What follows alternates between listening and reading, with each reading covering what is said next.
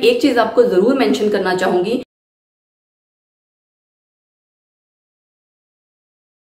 Hello students, welcome to my channel कीमोफिलिस लॉरिका। एक बार मैं फिर आपके सामने आ गई हूँ रिवाइज सिलेबस के बारे में डिस्कस करने के लिए। जैसा कि आप पिछली वीडियो में देख चुके हैं, +2 वाली वीडियो जिसमें मैंने रिवाइज सिलेबस के बारे में सारा डिस्कस किया था। एक्चुअली ये दोनों वीडियोस कंबाइन होनी थी, +1 और +2 दोनों के लिए, बट वो वीडियो बहुत लेंदी हो रही थी, तो इसीलिए मुझे 2 वीडियोस में इसको सेपरेट करना पड़ा। जो पहले वो देख लेते हैं कि रिवाइज सिलेबस क्यों हुआ, क्या हुआ, उसके पीछे की पूरी कहानी क्या है, वो मैं आपको ऑलरेडी एक्सप्लेन कर चुकी हूँ। पहले वो देख लेते हैं, उसके बाद हम पूरा कोर्स स्ट्रक्चर, एग्जाम पैटर्न +1 का डिस्कस करेंगे। तो चलिए पहले वो देखते हैं। सीबीएसई ने एक रीसेंट अपडेट दी है 7 जुलाई को, जिसमें कि केमिस्ट्री का सिलेबस 2020-21 वाले सेशन के लिए रिवाइज किया है। ठीक है, तो आज की वीडियो में हम एक सिलेबस के बारे में डिस्कस करेंगे, पैटर्न के बारे में, कितने क्वेश्चंस आएंगे, कैसे क्वेश्चंस आएंगे, वो सब डिस्कस करेंगे। तो प्लीज इस वीडियो को लास्ट तक जरूर देखिएगा, वरना आप मिस कर जाएंगे। एक्चुअली हुआ क्या है कि कोरोना लॉकडाउन के फेज में, आपको पता है इतने टाइम से चीजें चल रही हैं ऐसी, तो टीचिंग सफर कर रही है, स्टूडेंट्स भी सफर कर रहे हैं। तो सीबीएसई ने किया क्या है, सिलेबस रिड्यूस कर दिया है, +1 का भी +2 का भी, नेक्स्ट ईयर के एग्जाम्स के लिए, यानी कि 2021 में जो आपका एग्जाम होगा उसके लिए सिलेबस कम कर दिया है, कुछ पोर्शन हटा दिया है। उन्होंने तो इस पर्पज से किया है कि नेक्स्ट ईयर जो आपका एग्जाम है, बच्चे को कम टाइम में पूरा सिलेबस एक एग्जाम पॉइंट ऑफ व्यू से तैयार हो जाए, इस पर्पज से किया है। बट हमेशा ऐसा नहीं रहेगा। दूसरी बात क्या आती है कि कॉम्पिटिटिव एग्जाम्स में सिलेबस कम नहीं होता है। कॉम्पिटिटिव एग्जाम्स में वो सारा सिलेबस, वो सारे कंटेंट जो ऑलरेडी अब तक चले आ रहे थे, वो सब इंक्लूडेड होते हैं। तो मैंने जो ये जितनी वीडियोस बनाई हैं अभी तक, उनमें सब में मैंने पूरा कंटेंट पढ़ाया है, कुछ भी मिस नहीं किया है। इसीलिए नहीं किया ताकि हर बच्चे का बेसिक्स, एडवांस, न्यूमेरिकल्स, कंसेप्चुअल्स, जितनी भी चीजें हैं वो सब कुछ क्लियर हो जाए, कुछ मिस ना हो, कहीं और जाके आपको पढ़ना ना पड़े, कहीं और आपको किसी चीज की कमी ना हो। और आगे आने वाली जितनी भी वीडियोस होंगी उनमें सब में जो जो टॉपिक इंक्लूडेड नहीं होगा वो मेंशन कर दिया जाएगा। ठीक है, वीडियो में ही आपको पता लग जाएगा कि ये टॉपिक सीबीएसई के सिलेबस के अकॉर्डिंग नहीं है, एक्स्ट्रा टॉपिक है। क्योंकि दोनों की तैयारी नो डाउट स्टार्ट बेस से होती है, बट उसके बाद आपको तैयारी 2 तरह से करनी होती है। डिस्क्रिप्टिव आपका पार्ट होता है, यानी कि subjective questions, long answer questions होते हैं, शॉर्ट आंसर, या फिर आपका दूसरा साइड जो है वो होता है ऑब्जेक्टिव, MCQs। तो जब तक आपका बेस नहीं क्लियर होगा, आप दोनों चीज में से कुछ भी अटेम्प्ट नहीं कर पाओगे। तो जैसा कि आपने देख लिया है कि हमारा सिलेबस क्यों रिवाइज हुआ, क्यों हमने कुछ टॉपिक्स रिमूव कर दिए हैं और यूनिट्स हमारी कुछ कम हो गई हैं। जैसे +2 में हुई हैं वैसे ही सेम +1 में भी हुई हैं। ठीक है, तो अब हम डिटेल में डिस्कस करेंगे पूरा कोर्स स्ट्रक्चर, +1 का एग्जाम पैटर्न, उसका सिलेबस, कौन कौन से टॉपिक्स रिमूव हो गए हैं और कौन सी एंटायरली यूनिट ही हटा दी गई है, सो दैट आप उसके अकॉर्डिंग प्रिपेयर कर सकें। बिल्कुल सेम वैसे ही डिस्कस करूंगी मैं जैसे मैंने +2 के लिए डिस्कस किया है। ये 2 वीडियोस मैंने इसलिए बनाई सो दैट आपको उसके हिसाब से प्रिपरेशन करने में आसानी हो जाए। तो चलिए पूरा course structure, exam pattern, syllabus discuss करते हैं क्लास +1 का। हेलो स्टूडेंट्स, आज की वीडियो में हम +1 क्लास का पूरा कोर्स स्ट्रक्चर, एग्जाम पैटर्न, क्या सिलेबस है, सिलेबस में जो उसके सब टॉपिक्स हैं, कौन से टॉपिक रिमूव कर दिए गए हैं, यानी कि पूरा नया रिवाइज्ड सिलेबस डिस्कस करेंगे, जैसे कि मैंने बिल्कुल क्लास +2 का किया था। कोर्स स्ट्रक्चर में टाइम आपको 3 आवर्स है एग्जाम का। पूरा पेपर आपका 100 मार्क्स का होगा, जिसमें कि 70 की थ्योरी है और 30 का प्रैक्टिकल। +2 में भी ऐसा ही था। अब आते हैं टाइटल की बात। तो पहले तो इसमें आपके चैप्टर्स ज्यादा थे, जैसे +2 में चैप्टर्स कट कर दिए गए हैं, इसमें भी कट किए गए हैं। ठीक है, अब टोटल आपके 13 चैप्टर्स हैं। इसमें फर्स्ट यूनिट्स नाम भी देखते जाते हैं और कितने मार्क्स वो कवर करेगी वो भी देखते जाते हैं। Some basic concepts of chemistry और स्ट्रक्चर ऑफ एटम, इसमें से 11 मार्क्स का आएगा। ठीक है, ये बहुत इंपॉर्टेंट चैप्टर है।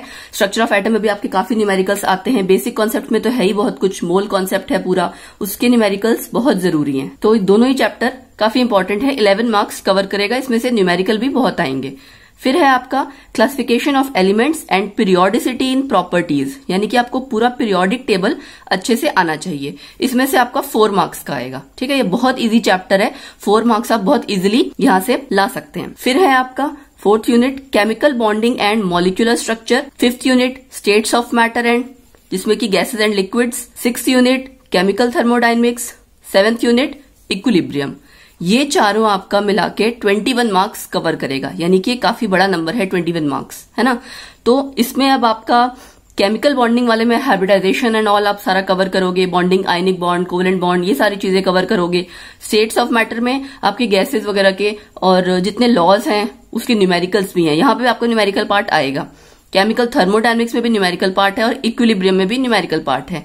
ये वो टॉपिक्स हैं जो आपके केमिकल थर्मोडायनेमिक्स, इक्विलिब्रियम हो गया, केमिकल बॉन्डिंग वाला, ये आपके कंपटीशन पॉइंट ऑफ व्यू से भी बहुत इंपॉर्टेंट है। उसके बाद आगे आता है redox reaction. Redox reaction hydrogen, s block elements और p block elements. P block elements में भी कुछ पार्ट आपने देखा +2 में था और कुछ पार्ट आपका 11th क्लास में है। तो ये चारों मिला के कवर करेंगे 16 मार्क्स, यानी ये पूरी आपकी इनऑर्गेनिक केमिस्ट्री है ऑलमोस्ट। रिडॉक्स भी, हाइड्रोजन, ये सारे आपके इनऑर्गेनिक केमिस्ट्री का ही पार्ट है। 16 मार्क्स ये कवर करेंगे। ऑर्गेनिक केमिस्ट्री के 2 चैप्टर हैं, एक तो है बेसिक प्रिंसिपल्स एंड टेक्निक्स और दूसरा हाइड्रोकार्बन्स। ये खाली 2 चैप्टर मिला के ही 18 मार्क्स हैं, यानी ऑर्गेनिक केमिस्ट्री की प्रिपरेशन आपकी बहुत अच्छी होनी चाहिए। जनरली बच्चे ऑर्गेनिक केमिस्ट्री से डरते हैं, है ना, बेसिक्स उन्होंने कवर नहीं किया होता। जिनको भी ऑर्गेनिक केमिस्ट्री से डर लगता है वो क्लास +1 से ही बेसिक प्रिंसिपल्स और टेक्निक्स बहुत अच्छे से कवर कीजिए।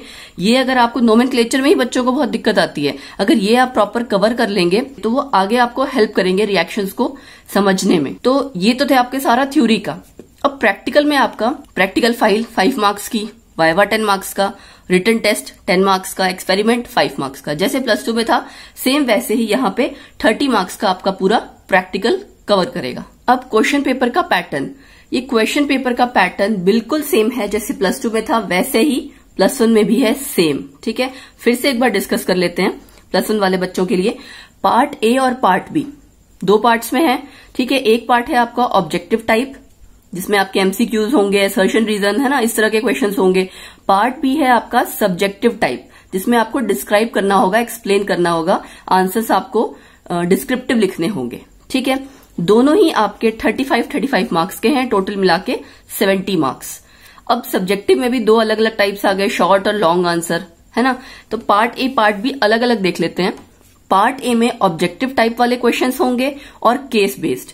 केस बेस्ड का मतलब क्या है कि सपोज आपको 2 क्वेश्चन दिए जाएंगे, है ना, उस क्वेश्चन पे फर्दर आपके एक पैराग्राफ दे दिया गया या कुछ इस तरह की चीज दे दी गई, उसी पे बेस्ड आपके क्वेश्चंस होंगे। तो ऑब्जेक्टिव टाइप वाले आपके क्वेश्चंस होंगे। 19 क्वेश्चंस आपके आएंगे 1 मार्क्स के, यहां से आपका बना 19 मार्क्स। और 5 क्वेश्चंस आपके आएंगे 2 मार्क्स वाले, यहां से आपका बना 10 मार्क्स। जो 1 मार्क वाले हैं वो एमसीक्यूज भी हो सकते हैं, असर्शन रीजन भी हो सकता है, सिंपली आपको 1 वर्ड आंसर लिखना होता है कई बार, वो भी हो सकता है। ठीक है, और केस बेस्ड वाले आपके 2 क्वेश्चंस आएंगे 3 मार्क्स फॉर ईच, तो यहां से आपके बने 6 मार्क्स, यानी टोटल 26 क्वेश्चंस आपका कवर कर रहे हैं पार्ट ए में ऑब्जेक्टिव टाइप वाले, और मार्क्स कितने हैं 35 मार्क्स। पार्ट बी में आपने क्या करना है, शॉर्ट आंसर टाइप क्वेश्चंस है 2 तरह के, 1 और 2। इसमें फर्क क्या है, एक क्वेश्चन आपका 2 मार्क्स वाला है, एक क्वेश्चन आपका 3 मार्क्स वाला है। तीसरी कैटेगरी है लॉन्ग आंसर टाइप क्वेश्चन जो कि 5 मार्क्स पर क्वेश्चन है।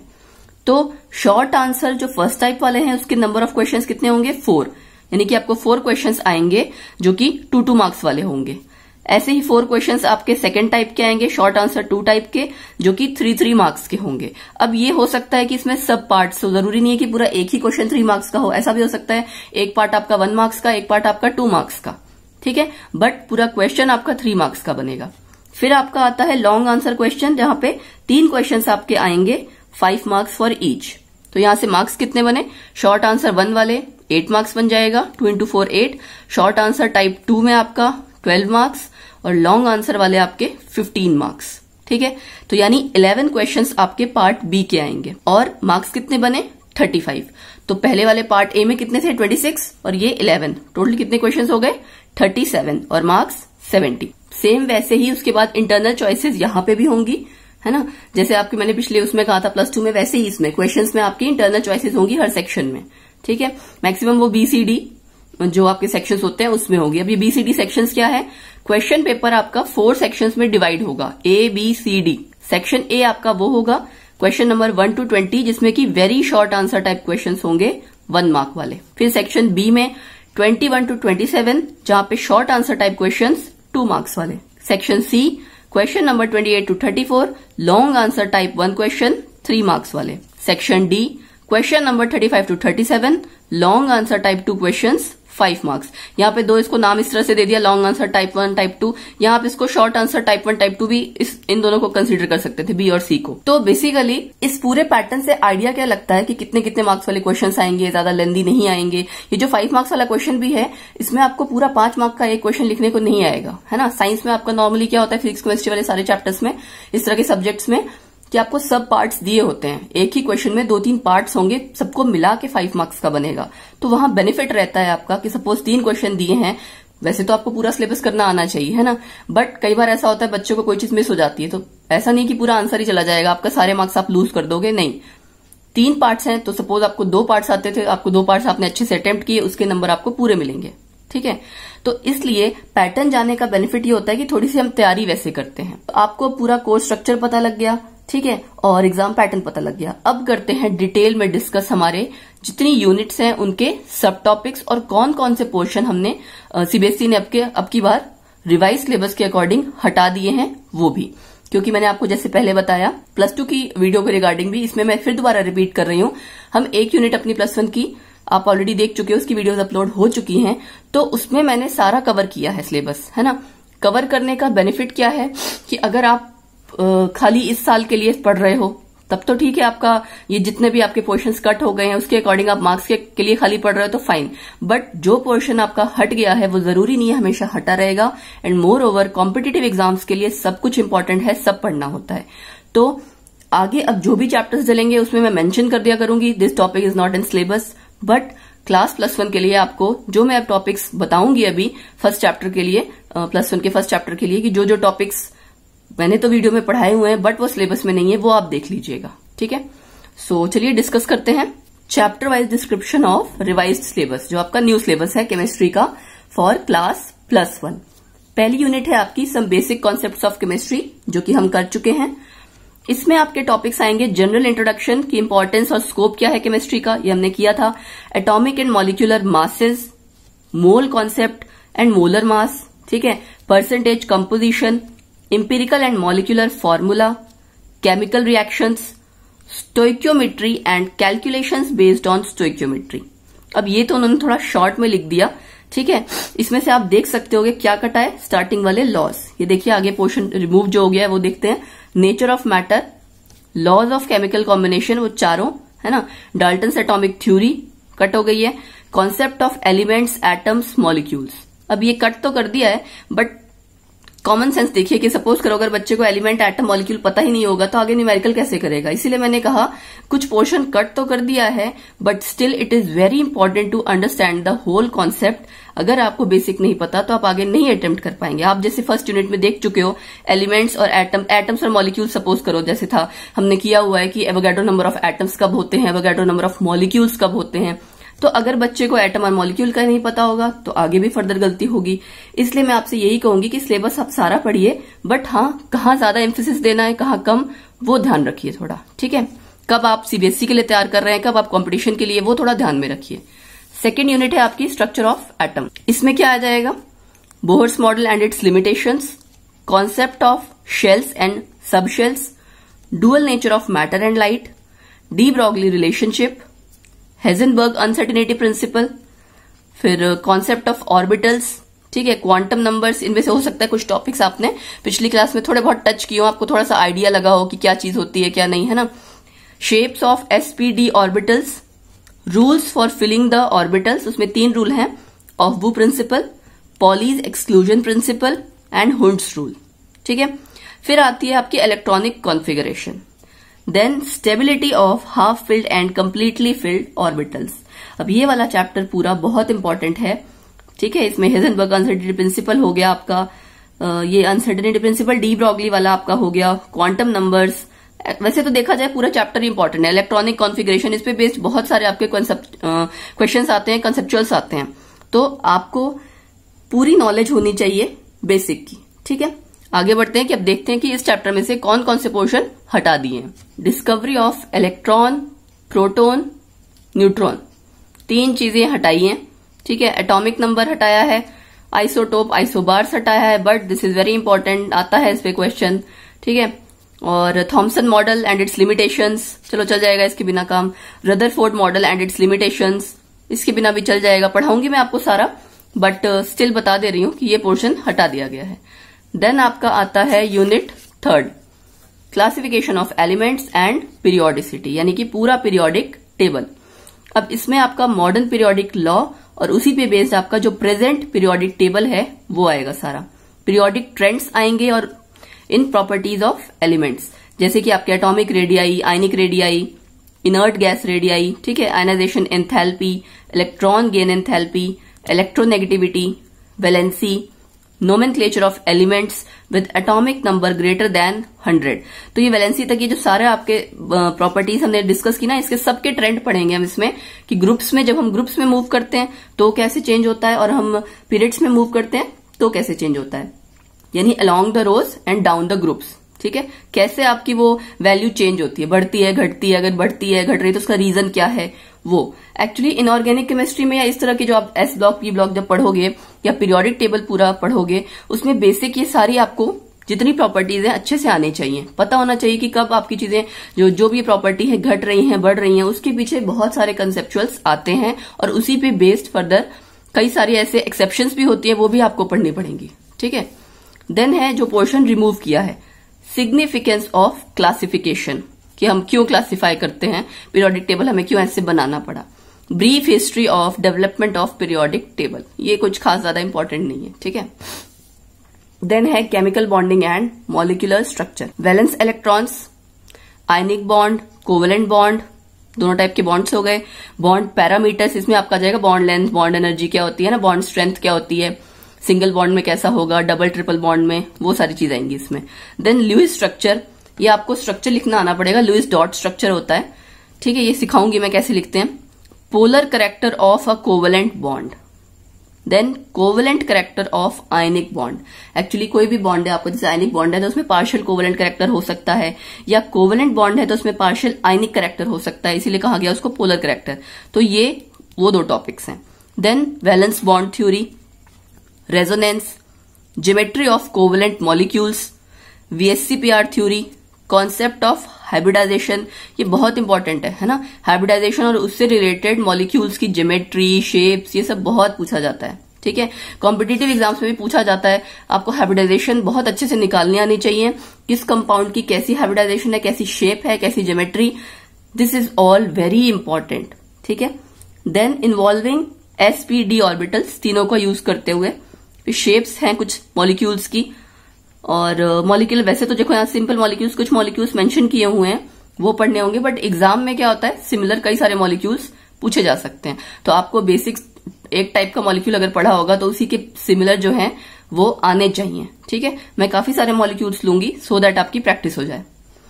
Molecular orbital theory of homonuclear diatomic molecules, इसका खाली क्वालिटेटिव आइडिया चाहिए, और हाइड्रोजन बॉन्ड।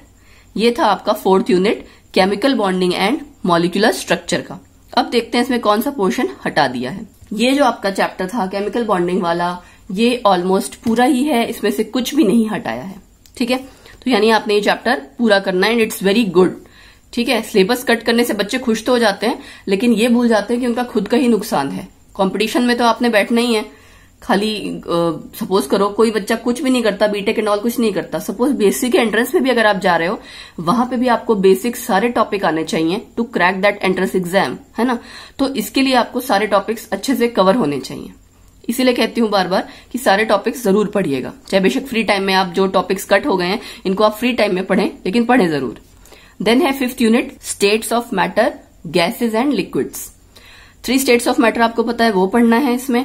इंटरमॉलिक्यूलर इंटरेक्शंस कौन सी होती हैं, ठीक है, types of bonding, melting point, boiling point.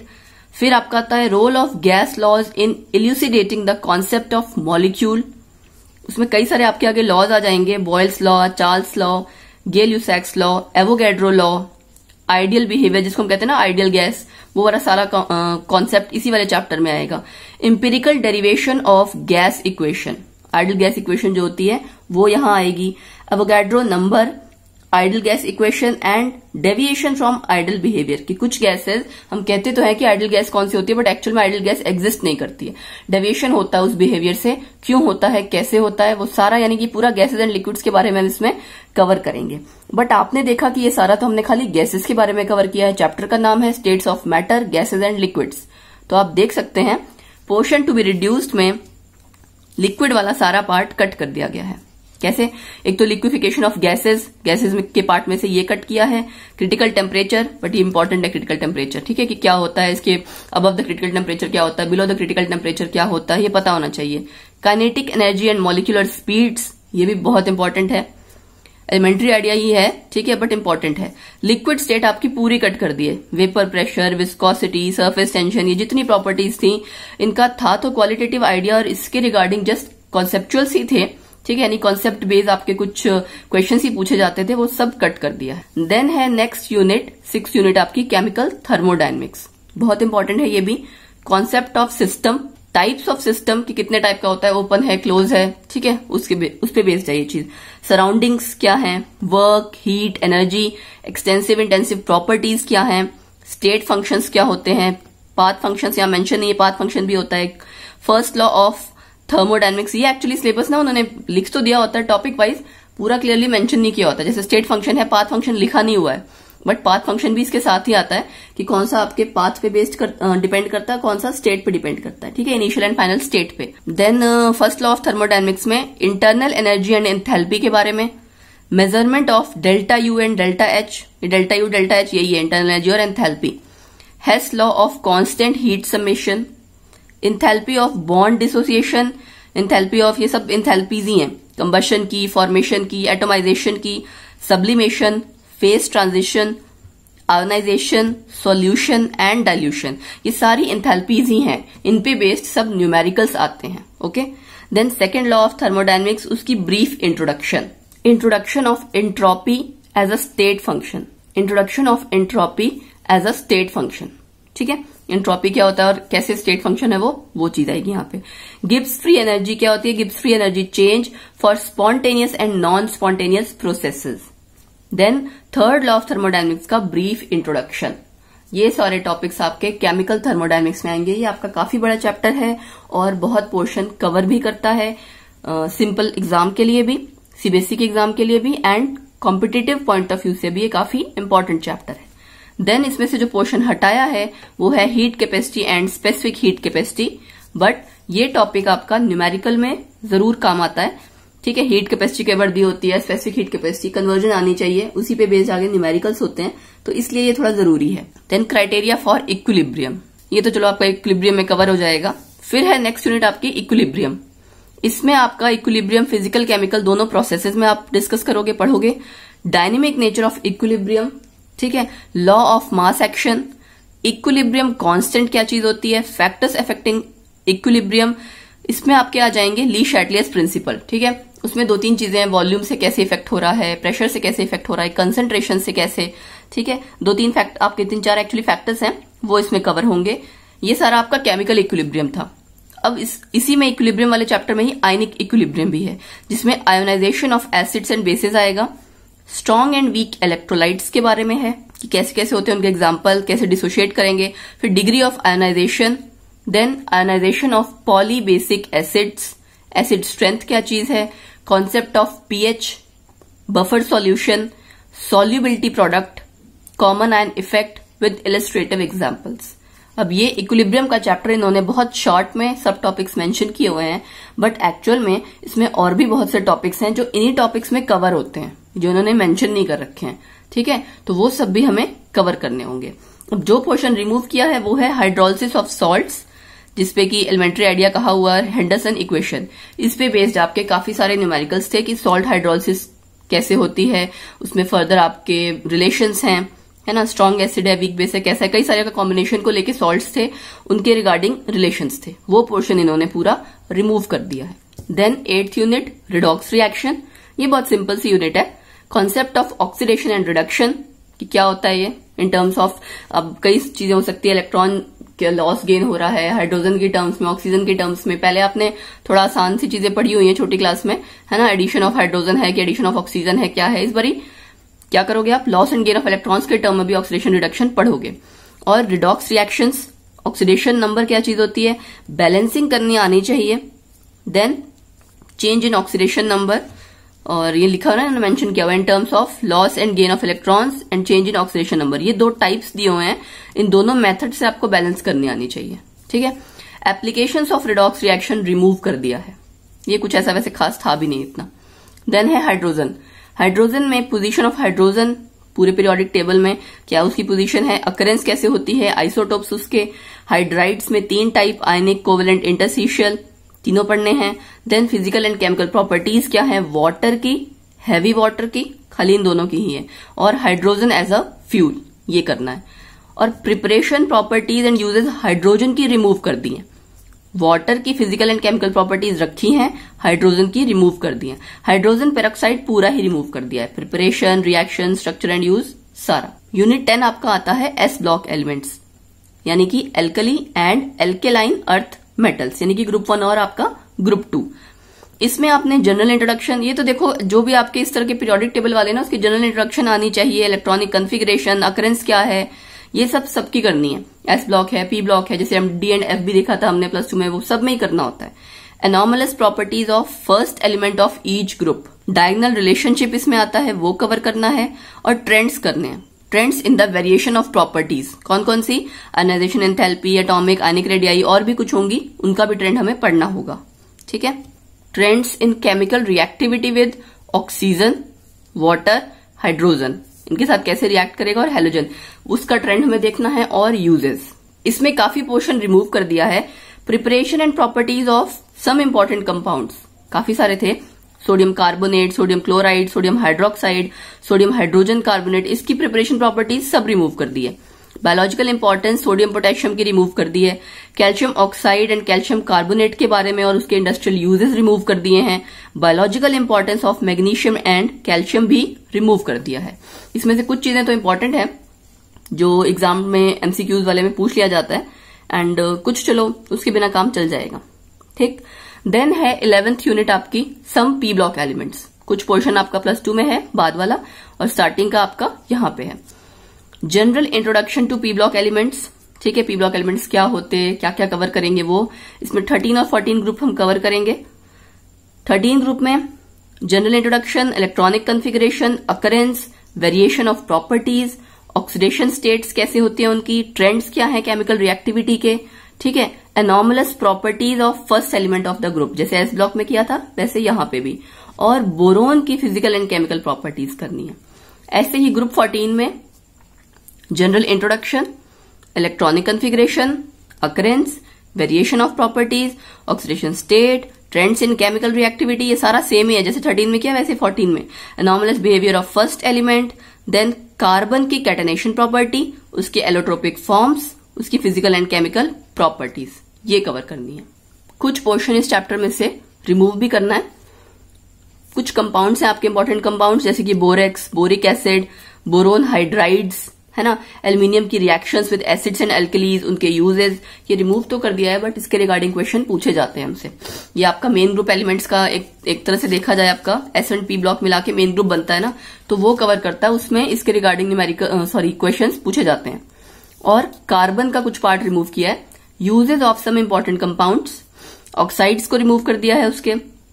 Then important compounds of silicon, उसके कुछ यूजेस, सिलिकॉन टेट्राक्लोराइड, सिलिकॉन्स क्या चीज है, सिलिकेट्स क्या है, जियोलाइट्स क्या है, ये काफी इंपॉर्टेंट है वैसे, ठीक है, और उनके यूजेस, ये सब आपको हटा दिया गया है, आपको नहीं करना है for CBSE. Then unit 12 organic chemistry में जो बेसिक प्रिंसिपल्स और टेक्निक्स हैं वो इस चैप्टर में आएगा। General introduction, classification, आईयूपीएससी nomenclature organic compounds का कंप्लीट, कि एलिफैटिक एरोमेटिक कौन से कंपाउंड्स होते, उसमें भी आपके चेन वाले कौन से कंपाउंड्स हैं, ठीक है, नोमेनक्लेचर में सारे फंक्शनल ग्रुप्स आ जाएंगे, पूरा यानी बेसिक कवर होगा सारा। नोमेनक्लेचर बच्चे इस टाइम में प्लस 1 के टाइम में ध्यान से नहीं पढ़ते हैं और आगे बहुत प्रॉब्लम करता है, तो ये जरूर ढंग से कीजिएगा। देन आपका आता है इलेक्ट्रॉनिक डिस्प्लेसमेंट्स इन अ कोवेलेंट बॉन्ड, इसमें कुछ इफेक्ट्स हैं वो आएंगे, इंडक्टिव इफेक्ट, इलेक्ट्रोमेरिक इफेक्ट, है ना, resonance effect and hyper conjugation, homolytic and heterolytic fission क्या होती है कोवेलेंट बॉन्ड की वो, फ्री रेडिकल्स, ये आपके इंटरमीडिएट्स हैं, ठीक है, रिएक्टिव इंटरमीडिएट्स कहते हैं हम, वो आएंगे। इनको आपको पढ़ना होगा कि कैसे होता है, कैसे रिएक्ट, कैसे मतलब एक्ट करते हैं। फ्री रेडिकल्स क्या चीज होते हैं, carbocations, carbon ions, electrophiles, nucleophiles क्या होते हैं, and types of organic reaction. यानी कि पूरा बेसिक आपका ऑर्गेनिक केमिस्ट्री का ये चैप्टर है कि आपको पता लग जाए कि ऑर्गेनिक केमिस्ट्री में बेसिकली होता क्या चीज है, ठीक है। Then methods of purification, qualitative and quantitative analysis, ये रिमूव कर दिया गया। अब हम करते हैं नेक्स्ट 13 यूनिट। 13 यूनिट आपकी काफी बड़ी है, हाइड्रोकार्बन, इसलिए आपने देखा होगा मैंने उसमें कट कर दिया था। मैंने कहा पूरा एक पेज पे ले लेते हैं। क्लासिफिकेशन ऑफ हाइड्रोकार्बन पहले तो, ठीक है। एलिफैटिक, एरोमेटिक दो टाइप के हैं। एलिफैटिक में आपके एल्केन, एल्कीन, एल्काइन 3 कवर करेगा। एल्केन का नोमेनक्लेचर, आइसोमेरिज्म क्या होता है उसमें, कैसे होता है, कन्फर्मेशन खाली इथेन का, ठीक है। फिजिकल प्रॉपर्टीज, केमिकल रिएक्शंस, ये कुछ चीजें तो आपको अभी सुनने में अजीब लग रही होंगी, है क्या चीज, बट जब आप पढ़ोगे तो समझ में आ जाएगा। बहुत आसान है, बस थोड़ा ध्यान देना होता है। देन एल्कीन्स का भी इसी तरह से nomenclature, structure of double bond ethene को लेके, geometrical isomerism, physical properties, methods of preparation. Then chemical reactions में addition of hydrogen, halogen, water, hydrogen halides, इसमें आपका Markovnikov addition and peroxide effect, ठीक है। ये रिएक्शंस के बीच में ही आते हैं, इफेक्ट्स हैं एक टाइप के ये, कि कैसे किस तरह की एडिशन हो रही है उसके regarding. Ozonolysis, oxidation, mechanism of electrophilic addition. Clear, बहुत शॉर्ट में दिया हुआ है ये, बट वैसे ऑर्गेनिक केमिस्ट्री आपको बहुत डीपली अच्छे से पढ़नी होगी। देन है एल्काइंस, नोमेनक्लेचर इसका भी, स्ट्रक्चर ट्रिपल बॉन्ड का इथाइन के केस में, फिजिकल प्रॉपर्टीज इसकी क्या होती हैं, मेथड्स ऑफ प्रिपरेशन, और केमिकल रिएक्शन में एसिडिक कैरेक्टर ऑफ एल्काइंस, ठीक है, और addition reaction of hydrogen, halogens, hydrogen halides and water. 4 चीजों के खाली दिए हुए हैं। एरोमेटिक हाइड्रोकार्बन्स में फिर इंट्रोडक्शन है, ये तो था आपका अभी तक ऊपर सारा एलिफैटिक, अब आ गया एरोमेटिक। इसमें इंट्रोडक्शन, आईयूपीएससी नोमेनक्लेचर, एरोमेटिक मतलब बेंजीन रिंग वाले, ठीक है। देन बेंजीन का आपको रेजोनेंस करना है, एरोमेटिसिटी पढ़ना है, केमिकल प्रॉपर्टीज में आपको मैकेनिज्म करनी है, इलेक्ट्रोफिलिक सब्स्टिट्यूशन की, nitration, sulphonation, halogenation, Friedel crafts alkylation and acylation की सारी टाइप्स ऑफ रिएक्शंस हैं, ठीक है। Directive influence of functional group in mono substituted benzene, उसके बाद है लास्ट कार्सिनोजेनिसिटी एंड टॉक्सिसिटी। तो ये सारा आपका 13 यूनिट कवर होता है। 13 यूनिट में से ज्यादा कुछ कट नहीं किया है, बस free radical mechanism of halogenation, combustion and pyrolysis ये कट किया है, ठीक है। तो यानी कि बेसिकली देखा जाए तो फ्री रेडिकल मैकेनिज्म कट किया है, बाकी सारा कवर किया है, एंड जरूरी भी था क्योंकि ऑर्गेनिक केमिस्ट्री बहुत इंपॉर्टेंट है, ठीक है। देन लास्ट यूनिट जो थी आपकी इन्वायरमेंटल केमिस्ट्री, वो पूरी कट कर दी है। तो आपको अब +1 क्लास का पूरा कोर्स स्ट्रक्चर पता लग गया, एग्जाम पैटर्न कैसा है, कैसे मार्क्स हैं, कितने मार्क्स के कितने क्वेश्चंस आएंगे, वो सारी चीज क्लियर हो गई, और पूरा सिलेबस डिस्क्राइब कर दिया मैंने आपको बहुत डिटेल में अच्छे से। सो अब हम इसके बाद जैसे +2 का था +1 का, इसके अकॉर्डिंग ही आप तैयारी कीजिएगा अपनी। So this was all for this lecture, और you can say discussion, and thank you, that's it. जैसा कि हमने पूरा कोर्स स्ट्रक्चर क्लास +1 का भी डिस्कस कर लिया है, वो तो आपको सब पता लग गया, बट मैं एक चीज आपको जरूर मेंशन करना चाहूंगी कि ये जो आपका रिवाइज सिलेबस है वो खाली इस साल के लिए। मैं दोबारा रिपीट कर रही हूँ, सेम यही चीज मैंने +2 की वीडियो में भी बताया है आपको कि प्लीज खाली इन टॉपिक्स के अकॉर्डिंग मत प्रिपेयर कीजिए, क्योंकि अल्टीमेटली आपको कॉम्पिटिटिव एग्जाम्स तो देने ही हैं, तो आपको सारे टॉपिक्स कवर करने आने चाहिए। नो डाउट एग्जाम के अकॉर्डिंग जो आपको मार्क्स स्कोर करना है उसके अकॉर्डिंग पढ़िए, बट जो रिमेनिंग टॉपिक्स हैं वो भी जरूर पढ़िए। तो do keep it in mind कि आपको सारे टॉपिक्स कवर करने हैं, उसके हिसाब से टाइम डिवाइड करके ही आप सारा कुछ स्टडी करें। So guys that's it for this lecture. बाकी पिछली वाली वीडियो में मैंने एक चीज कहना भूल गई थी, hit the like button, subscribe to my channel. तो प्लीज गाइज उस वाली वीडियो को भी और इसको दोनों को ही लाइक कीजिए, शेयर कीजिए अपने फ्रेंड्स के साथ, सब्सक्राइब टू माय चैनल जिन लोगों ने अब तक नहीं किया है, सो दैट आपको रेगुलर अपडेट्स आते रहे, आप पढ़ाई अच्छे से कर सके। Keep watching my videos, keep enjoying them, keep unrolling the mystery of chemistry with myself, Lorika. Thank you.